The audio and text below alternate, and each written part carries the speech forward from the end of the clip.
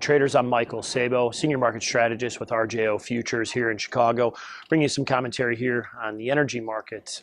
So let's get started. Obviously, today we're looking at February 2nd, and we've got oil prices under pressure. As a matter of fact, the entire energy complex is under pressure right now.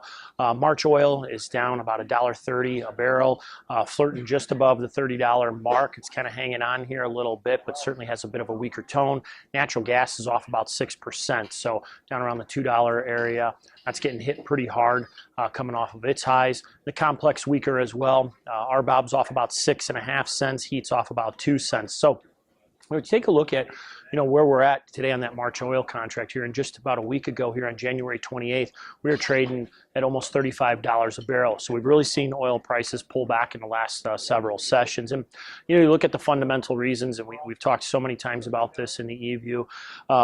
Look at it here. You've got weak economic data coming out of China. That's been helping put oil under pressure. OPEC unwillingness and non-OPEC countries unwilling to basically cut production levels.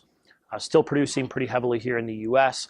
Russia just came out with some production numbers here that are extremely strong. So you're just continuing to see all these oil producers just keep on pumping oil here. It's just continuing to add to our supplies. We're at record high inventory levels right now. Expected to see another build here this week.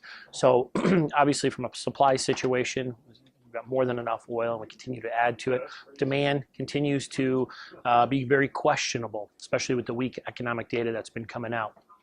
The dollar, I think there's one small bright spot that although the dollar is still relatively strong, it does appear to be losing some steam to the upside. So we could start to see that weaken a little bit, which could act to lift act to help commodities, possibly lift oil up a little bit.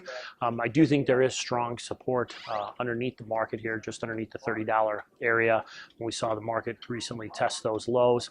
But, the big headlines here today with the equities market being so weak is that oil is actually helping dragging down the equities market. So overall here, I still think that there's some opportunities to the long side of that market, but you have to be very careful.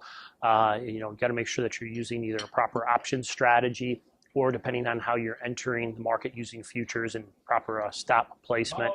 Technicals market certainly looks oversold in my opinion, but that doesn't mean that you have to see a bounce. But I do think, when we do get one, you could see a pretty good short covering rally. So give me a call on the trade desk or shoot me an email and we can get into more details.